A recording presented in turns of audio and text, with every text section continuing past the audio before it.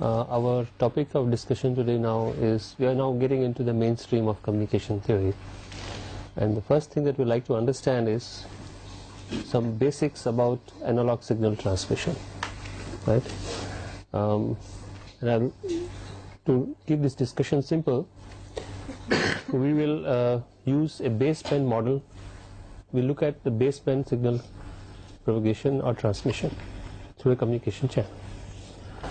Now, suppose we look at the block diagram of a baseband communication signal transmission system. As we know, we must have a transmitter,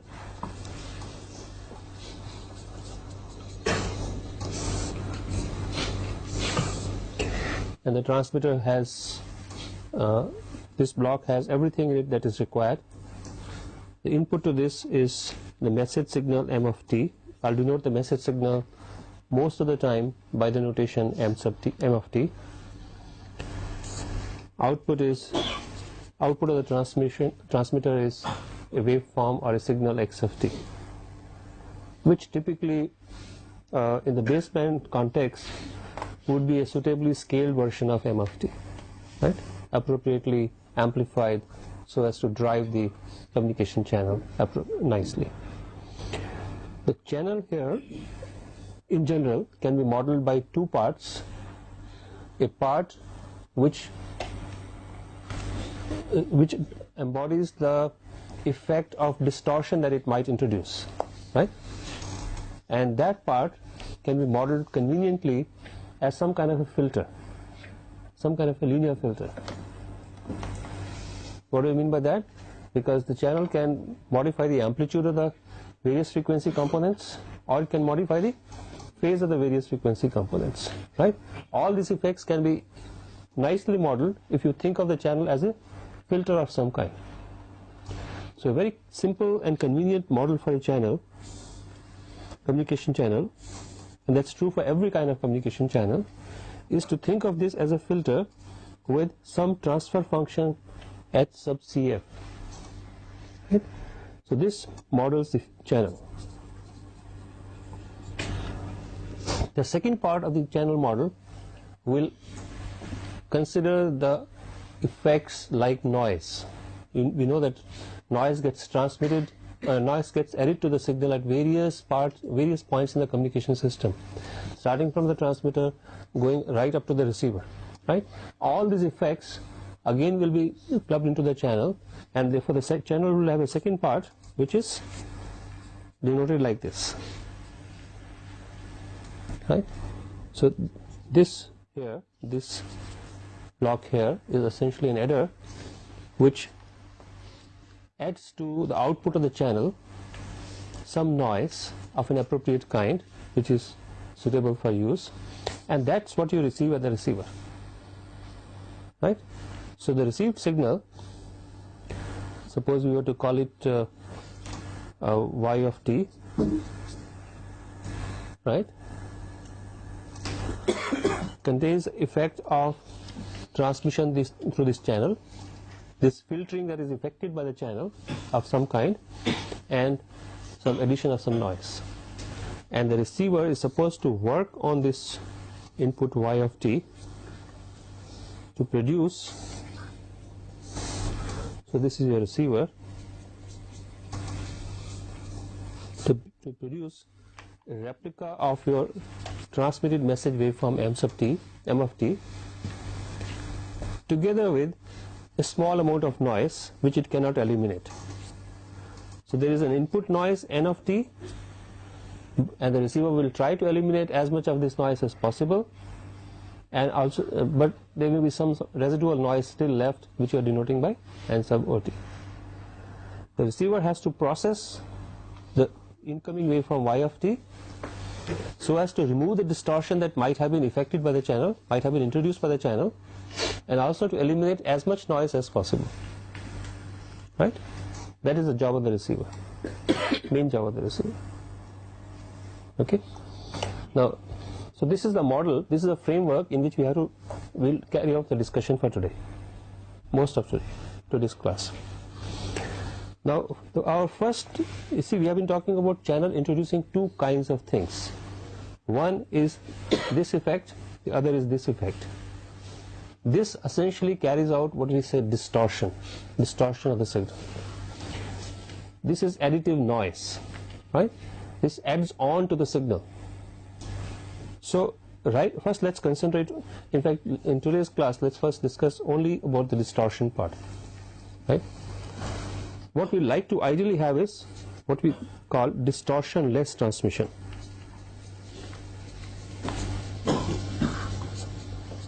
And in this discussion, we'll ignore the presence of noise, right? Let's assume that noise is not there at all.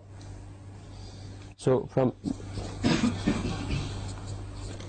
we'll assume NT is equal to 0, because we want to concentrate on what kinds of distortions the channel can introduce and understand their nature and see whether we can do something about it at the receiver, right? Just to simplify the discussion. Now, in this case, your received signal y of t, which is basically the transmitted signal xt convolved with the filter impulse response HCT, the filter which models the channel, is what you will get as yt, right? Now, suppose you forget about the channel for a minute. Suppose you would like this signal here or at the input to the receiver to be a replica of the transmitted signal without distortion, right? That's the ideal thing that you would like to have. Y of t should be a replica of x of t without distortion. So how can we express this relationship in the most general form? What kind of effects we can tolerate and what kind of effects we cannot tolerate? We can tolerate a scaling effect. If the signal gets attenuated, it doesn't matter. That is not distortion, right? If it simply gets attenuated, because I can compensate for attenuation very simply by suitable amplification, right? The other thing that I can tolerate is some delay, that propagation delay. After all, the signal has to physically propagate from one point to another point, and no matter what is the form in which it propagates, it will take a finite amount of time to do so, and therefore there will be some delay. So as long as the received signal differs from the transmitted signal only in terms of a scaling factor and a constant delay, that's acceptable to me as a received signal, as a replica of the transmitted signal. You agree with that? So ideally speaking, by distortionless transmission, we mean that the received signal y of t is some constant k times xt, which is delayed by some amount t sub 0, right? So this is a condition for distortionless transmission. If this happens, if your channel only introduces a scaling factor and a delay, it's an ideal channel. Nothing could be better, right? Then channel is a very friendly channel, and that's the kind of channel I'm looking for physically, right? Now let's look at this effect in the frequency domain. What are we saying therefore? What are the characteristics of the channel for a distortionless transmission? Look at if you were to express the same relationship in frequency domain, this would be y of f equal to k times e to the power minus j2 pi f t naught into x of f, right? So what are we saying about the transfer function HCF? It is equal to k times e to the power minus j2 pi f t naught. So the ideal channel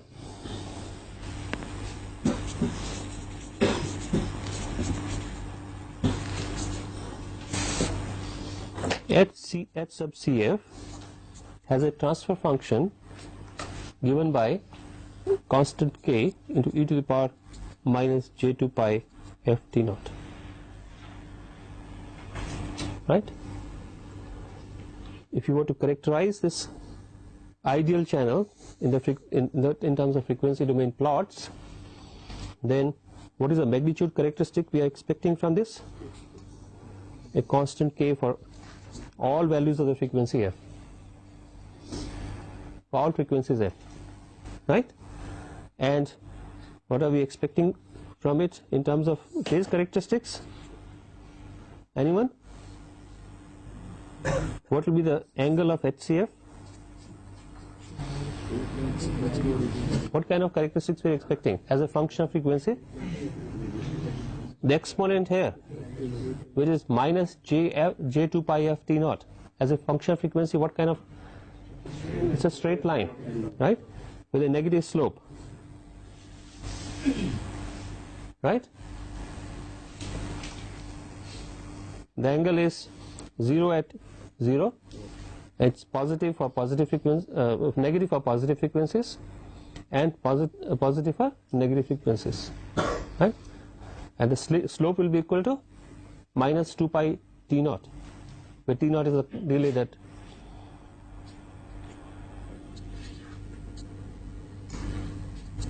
that's the slope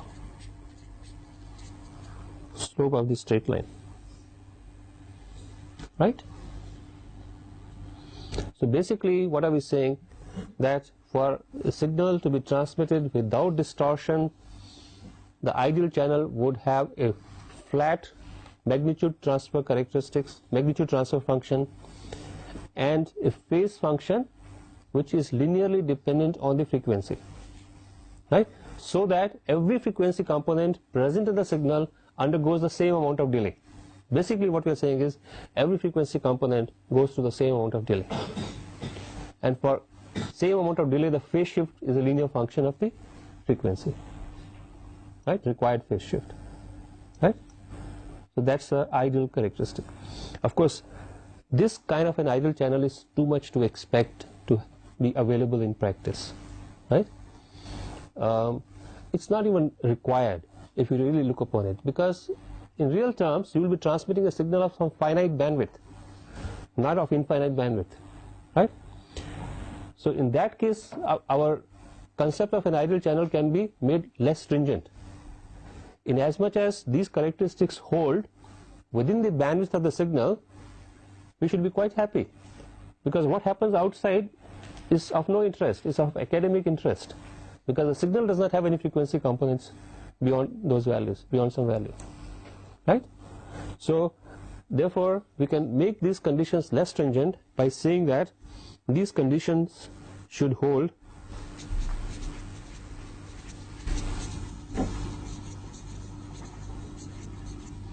within the message bandwidth,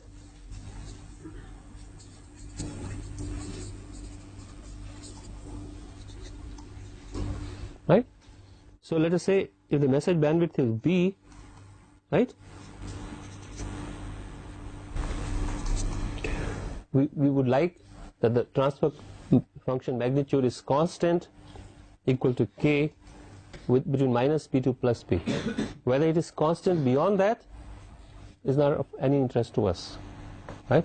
It may or may not be, because the signal does not have any frequency components there, so it won't bother us.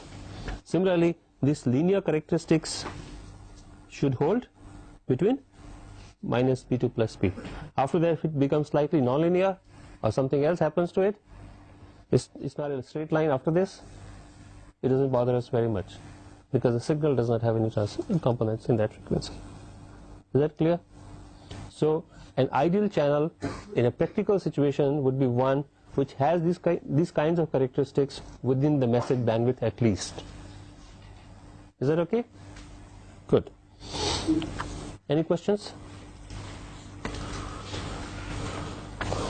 So we call here, we could then say that the ideal channel transfer function, instead of qualifying unconditionally this being equal to minus j2 pi f t0, we'll say that this should be so for mod of f less than b.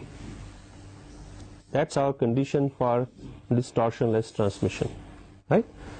T sub 0 denotes the propagation delay.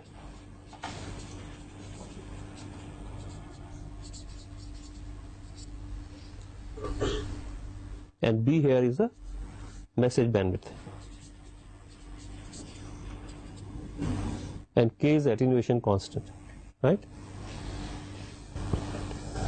Now this is what the ideal channel is supposed to do, real channels unfortunately do not in practice even meet these less stringent conditions, right? Even within the bandwidth of interest, the magnitude transfer function is not necessarily a constant value. There are variations, and the phase characteristics are not necessarily linear functions of frequency, right? So when that happens, the received signal would or would not be a replica of x of t. It would not be a replica of x of t, because it will now go through a convolution of x of t with the impulse response h of t. For the ideal case, what is the impulse response like? The impulse response is an impulse function, right? That is why whatever signal you transmit, it gets in the same form to the other receiver, right? Okay, but in this case it will not be so if these conditions are not satisfied. So what kind of distortions can be introduced? So let's discuss types of distortion. Incidentally, these kinds of distortion that I'm discussing here, we also refer to them as linear distortion, right? Linear because they are arising from the non-ideal characteristics of a linear filter, right? Which is being used to model the channel, right? The ideal characteristics are, it should be a linear filter, but besides linearity you want the magnitude transfer function should be constant. A linear filter may also have magnitude transfer function which is not constant, right? Any filter usually will not have that, right? So when that is not so, then one kind of distortion is introduced. If the phase characteristics are not linear with respect to frequency, that leads to another kind of distortion. But both these kinds of distortion are linear distortions because they are arising from non-ideal characteristics of a linear filter which is modeling the channel. Okay, so there are two kinds of linear distortion. We're talking about linear distortion here. One is called the amplitude distortion.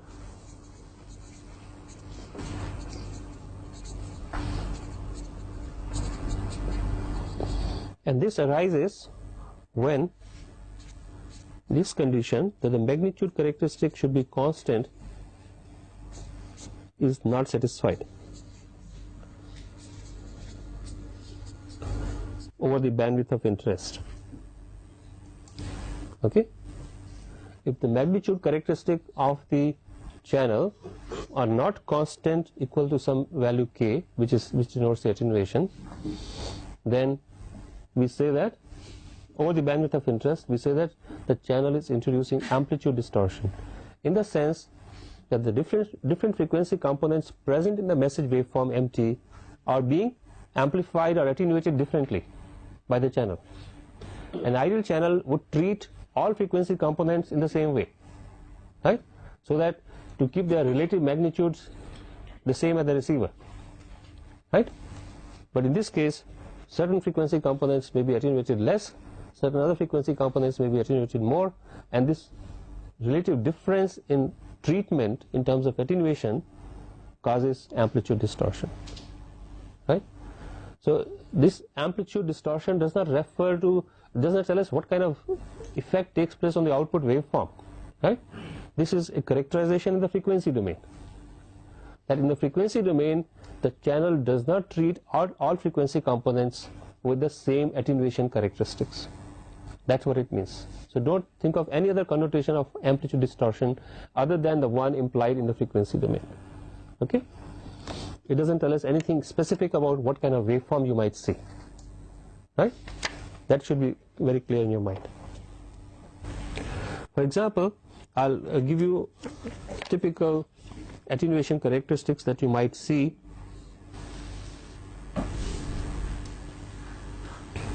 in the telephone channel, for example.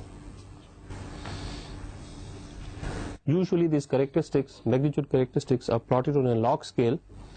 So I'm plotting here minus 20 log of HCF. What is it called? Decibels, right? So you're plotting the amplitude response in decibels. So the units are decibels. So a typical characteristic that you might see may look something like this, right? So you can see that there is a lot of variation, let's call this delta, in the amplitude or the amount of attenuation different frequency components may go through, right? I'm plotting here only for positive frequencies. You can replicate for the negative frequency axis. Okay, and so we are going to see characteristics like this, which are not flat, right? Which is what you would ideally like to see. As long as this delta is small, overall variation is small, we can ignore it. It doesn't matter. Effectively, it doesn't matter very much, right? What is the extent to which you can tolerate it? When this variation is within a dB or so, within 1 decibel or so, right? That's a rule of thumb for you to remember, right? So if the variation of the attenuation as a function of frequency, let's call that delta, is within a dB, within 1 decibel, the amplitude distortion is negligible and we can ignore it. But if it is more than a dB, it becomes significant and we have to take that into account.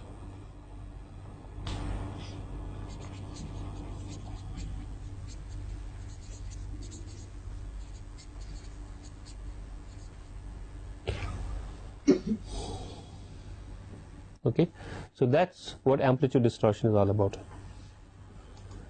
As against this, we have the second kind of linear distortion, which we call by the name of phase distortion, or sometimes also called delay distortion. These two things typically mean the same thing. And as the name implies, this kind of distortion arises when your channel has phase transfer function which differs from the required ideal transfer function. What is the required ideal phase transfer function? A linear function of frequency passing through the origin, right? Odd function, it has to be, of course, any real filter will have the phase function as an odd function. That's not an issue. So if it differs from that linear characteristics within the bandwidth of interest, we get the phase distortion. So if angle of HF is not equal to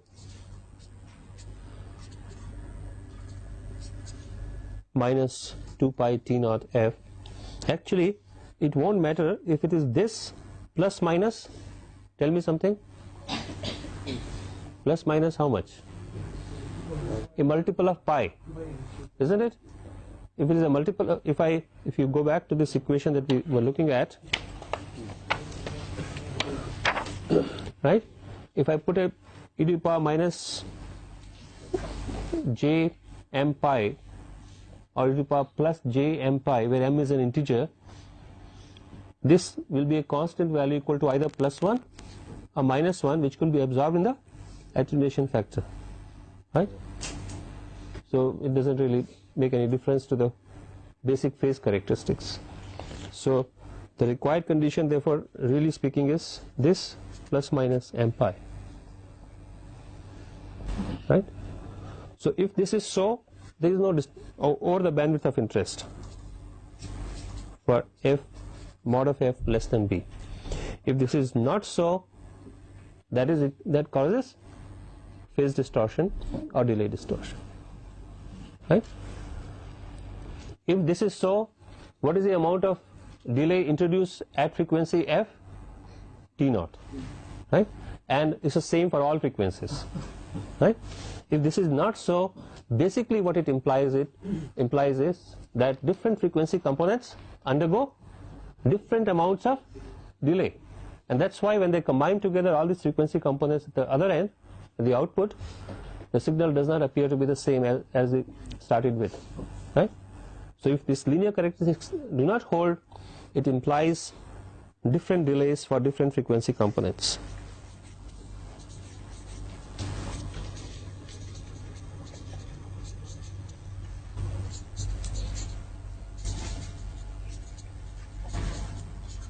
And that is why we also call it delay distortion, right? If every frequency component present in the message signal undergoes the same amount of delay, there is no delay distortion, no phase distortion. If different frequency components undergo different amounts of delay, there is a delay distortion. Now fortunately, in analog signal transmission, like speech, right, particularly speech, delay distortion is not of much consequence. Reason is simple. Our ear is insensitive to delay distortion, right?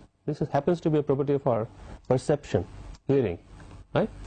But for speech, this is an exceptional situation. For pictures, for example, that's not true, right? Delay distortion matters because the eyes are not insensitive to the way I see a picture. It's not insensitive to phase information or delay information. And similarly for data, delay distortion can cause havoc. I'll repeat that. So this is just a practical observation that I'm giving here, that delay distortion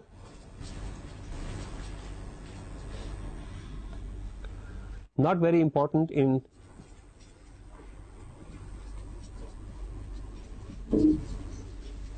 speech transmission.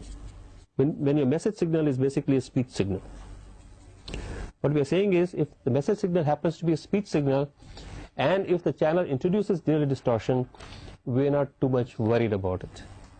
And the reason is because ears are insensitive to this kind of distortion.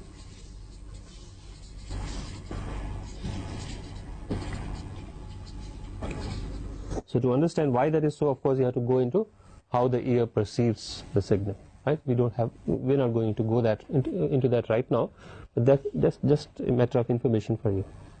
On the other hand, delay distortion becomes fatal if it is present when you are doing particularly data transmission, right? So data transmission is highly sensitive to delay distortion.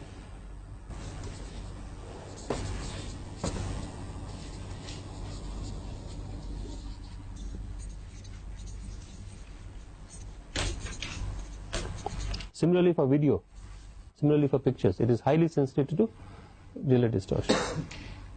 Alright? So I have repeated what I was saying. In any kind of pulse transmission, right, which data transmission is a special case of that, delay distortion is going to be fatal, right? It causes a very severe kind of distortion, and if you don't compensate for it, if you don't take that into account in designing your receiver, you will not be able to do a good digital communication, right? So these are two kinds of distortion which fall within the domain of what I have mentioned as linear distortion. So whether we have amplitude distortion or phase distortion or both, we are talking about linear distortion. One important characteristics of linear distortion is that basically the existing frequency components, the message signal, will get treated differently by the channel, either in terms of their attenuation characteristics at different frequencies or in terms of delay characteristics at different frequencies, right? So that's linear distortion. One nice thing about linear distortion is that at least in theory, in concept, it is very easy to compensate for it, isn't it? Yes, sir. It's obvious. What should we do at the receiver? Put a filter which is a reciprocal of the channel transfer function. So in theory, it is possible to remove linear distortion through a process called equalization, right? And that, of course, will have to be done at the receiver, right? So what we are saying is the message signal goes through a channel with the transfer function HCF. So what we must do at the receiver, have a filter with transfer function, let's say H sub EQF, where the product of these two together appear as a distortionless channel, right? So if this is an actual channel and this is your equalizer, what we like to have is that the equalizer should have this kind of transfer characteristic.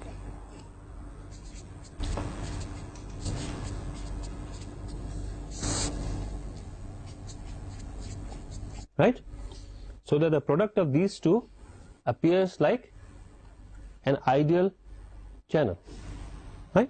The product of these two is a net transfer function that the signal will see, the message will see. That should be equal to k times e to the power minus j2 pi f t naught prime, let's say, some other value of propagation delay. Of course, this is required only for mod of f less than the bandwidth. So that the product, you can think of the product as some kind of an equivalent channel, right? Satisfies the ideal characteristics.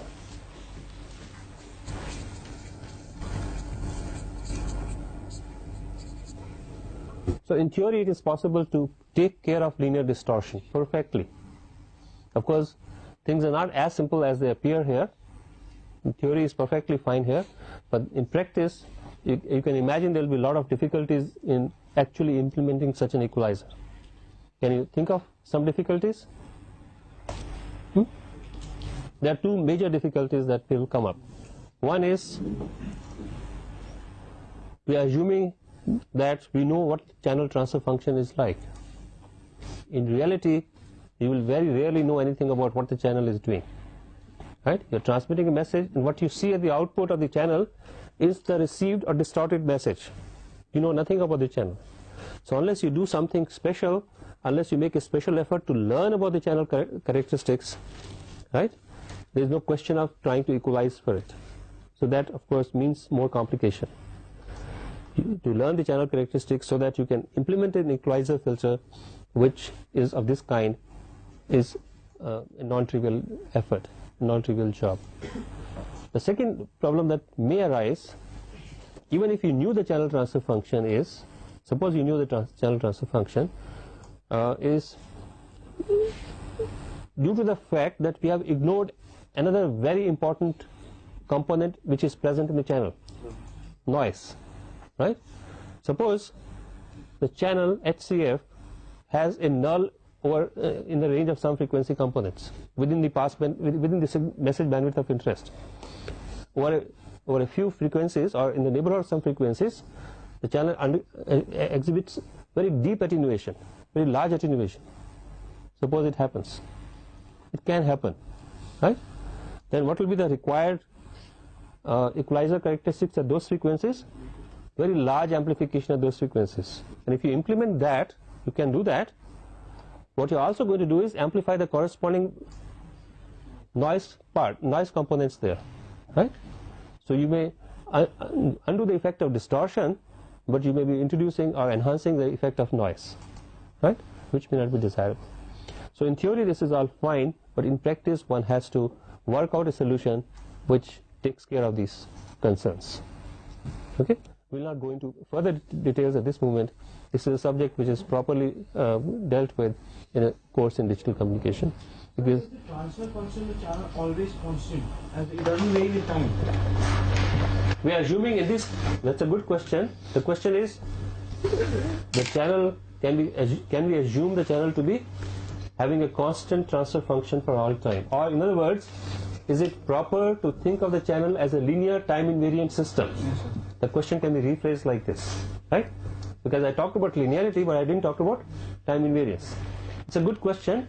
The answer to this question is yes in some channels, no in some other channels.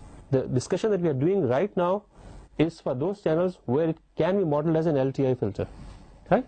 There can be channels in which it cannot be modeled as, it can be modeled as a linear filter, but not necessarily time invariant, right? For example, a wireless channel in which there are lots of reflections from various objects in the propagation path, and these objects keep moving or you keep moving, right?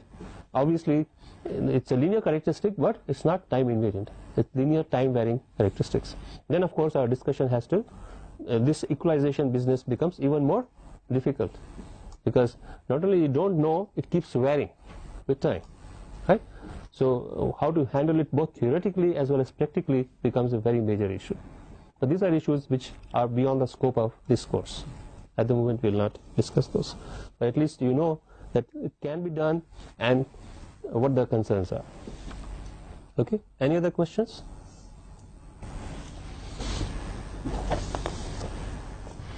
So that is as far as our discussion on linear distortion is concerned. Now I've been emphasizing this concept, this adjective linear, right? And that's because we can also have a kind of non-linear distortion.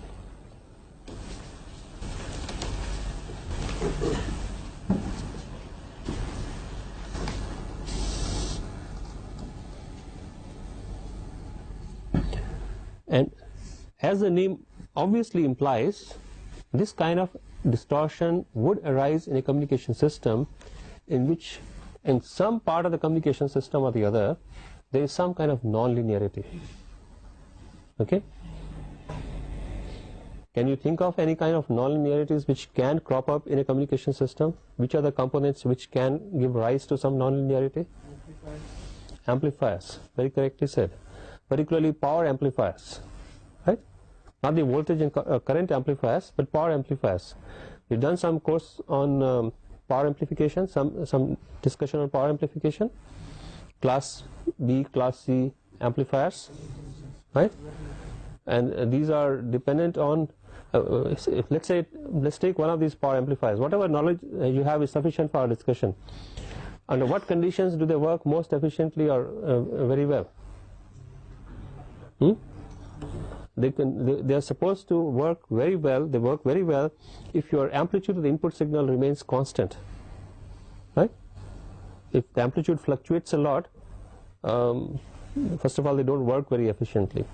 But that's not of concern here. Efficiency is not what we are considering here.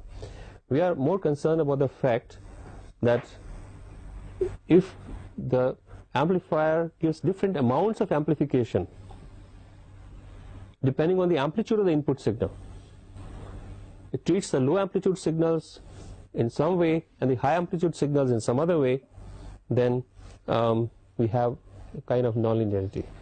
So if you were to typically, so let me first mention what nonlinear distortion is. So this arises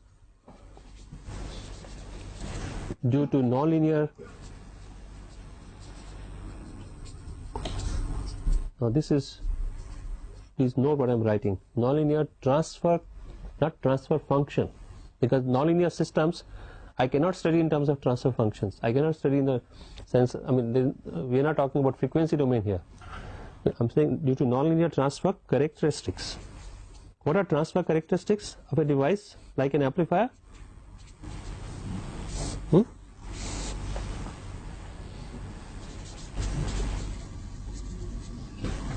How do we show a transfer characteristics? These are the devices which can exhibit nonlinearity.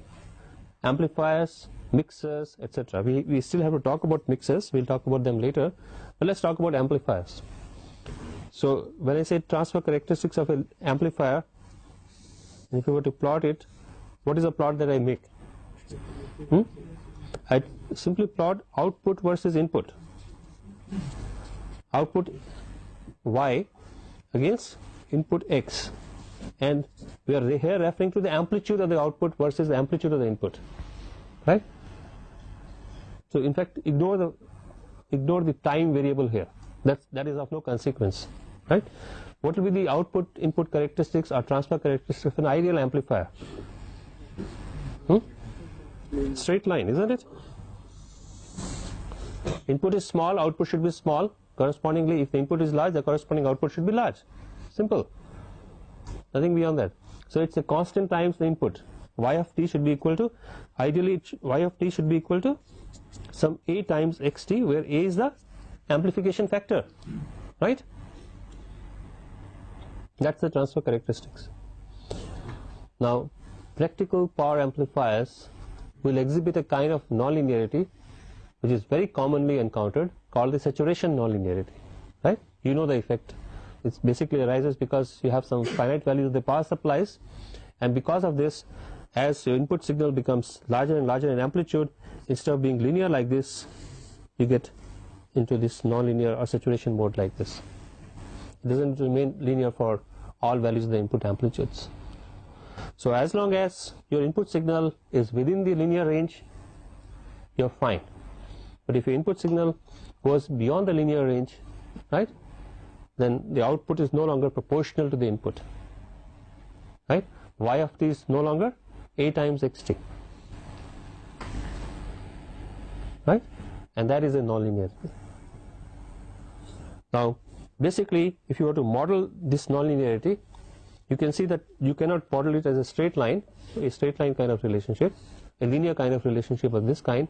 You have to introduce, can you suggest some model for this curve that you have here, some suitable parametric model?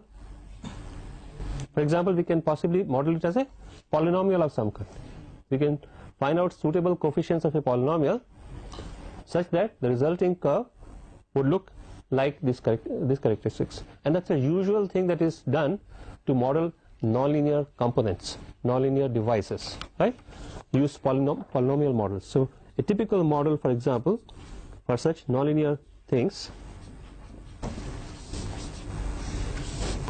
would be that y of t is a1 times x of t, which would have been the ideal thing, right? But you also have additional terms like a2 times x square t plus a3 times x cube t, and so on and so forth.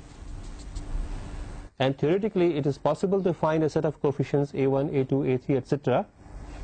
With a polynomial of some degree, suitable degree, such that this resulting characteristics resemble the actual curve that we have plotted, right? Y versus x curve that we have plotted.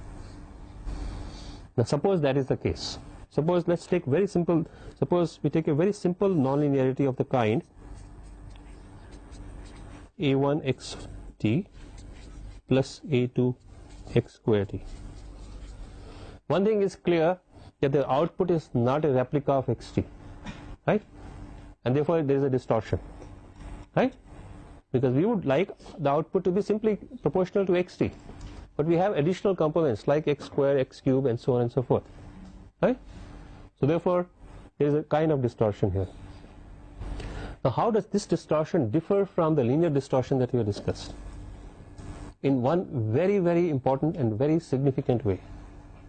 If you remember, I had made a comment about when we talked about linear distortion, that linear distortion which arises due to non-ideal characteristics of the channel in terms of its transfer function can only do something good or something bad relatively to different frequency components that exist in the message signal, right? So, but it cannot create additional frequency components, isn't it? The linear filter essentially affects whatever frequency components are present in the message signal. It will amplify them differently, attenuate them differently, or delay them differently. That's all it can do. That's the linear distortion. Nonlinear distortion, on the other hand, has the potential to generate frequency components in the output message signal which were not even present in the input signal, right? And that's the very important way in which nonlinear distortion differs from the linear distortion. Let me give an example. Suppose the input signal is a pure sine wave, just for the sake of appreciating this point, right? Pure sine wave of frequency, let's say f1, right? Now what are the components present here? This will be a1 cosine 2 pi f1t plus a2 cosine 2 pi f2t whole square, cosine square, right? So cosine square you can write as 1 plus cosine 4 pi f1t, right? So now what are the components present in y of t? We have f1 and 2f1. 2f1 was not present. The input was containing only f1, right? So the input signal contains, let's say, a frequency component f1, output contains f1 as well as 2f1, This is a very simple situation. Suppose now the input signal contains two components, F1 and F2. What will you have now? You will obviously have F1 to F1, and you will also have F2 to F2. In addition, you will have F1 plus minus F2. Right? You can see that. It's a matter of just writing down the trigonometry and seeing that you will get terms which is cosine of 2 pi into F1 plus F2 times t and 2 pi F1 minus F2 times t. So these additional frequency components that are getting generated is the real problem in nonlinear distortion, right? And that we call these components intermodulation components.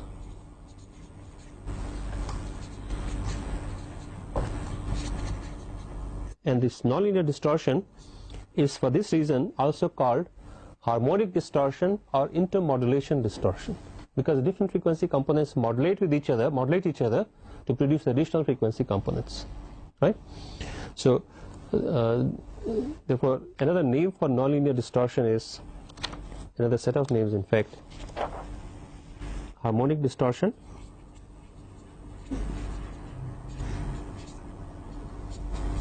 because additional frequency components are being present, or intermodulation distortion.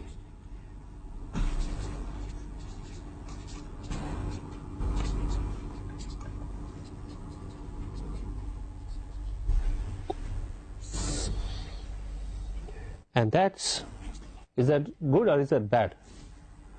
It's very bad, right? Why is it bad? Can you appreciate? Can you suggest? Power is an issue, but it's a less of an issue. It is creating components outside. Suppose you have a signal of bandwidth B. Your distorted signal will have components much beyond B, right? And obviously you are going to speak into somebody else's band. Suppose you are allotted a certain frequency band to work with, you are transmitting outside that band. Your received signal contains components outside the band. If your receiver was now trying to look for a signal in that frequency band, it will not only see that, but will also see some components from this, and this will cause a kind of crosstalk, right? So this will call what is called radio. It's also called co-channel interference.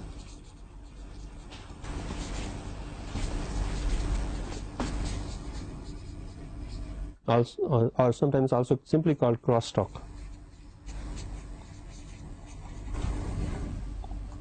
Right? Yes, please. So does harmonic affect the power of the fundamental frequency that we are using? Yes, because you can see that these characteristics that will now depend on the value of these coefficients, right? So how the power gets divided into different frequency components will depend on the values of these coefficients in the model of the nonlinearity. Right? Any other questions? So these new frequencies which we got, so they can create problem only if they are in the order of the original frequency which we had. Suppose I took F1 and left off certain order, and the frequencies are too much high compared to this one. Right. Then it won't be causing any problem. What you're saying is if F1 and F2, F1 plus F2 It's comparable to F1 or F2, only then I will be having it. No, the point is you are not only going to see, you are definitely going to create a distortion for yourself, right? That is obviously happening. So within the frequency band, you have some frequency components, and you're generating additional frequency components. These additional frequency components may lie within the bandwidth of interest, or they may lie outside the bandwidth of interest. They will typically have both kind of situations, right? F1 minus F2 will typically lie within, and F1 plus F2 will lie outside, right? So both kinds of things are bad. F1 minus F2 creates distortion for us. F1 plus F2 creates distortion for somebody else, crosstalk for somebody else, and so on and so forth. Right? Okay, we'll stop here unless there is some other question. Thank you very much.